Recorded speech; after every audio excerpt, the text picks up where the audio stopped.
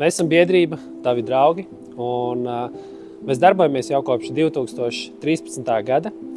Palīdzam latviešu ģimenēm, trūcīgiem pensionāriem.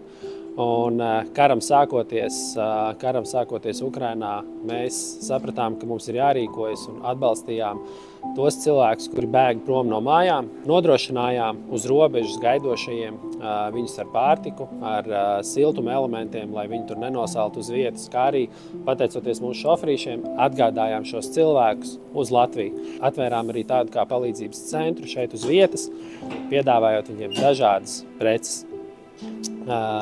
Gan apģērbu, gan pārtiku, gan dažādas saimniecībā nepieciešamās lietas.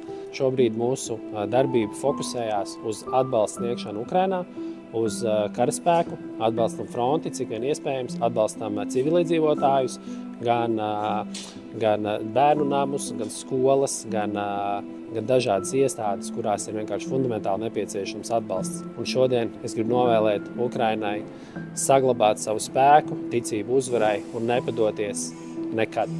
Kopā līdz uzvarai.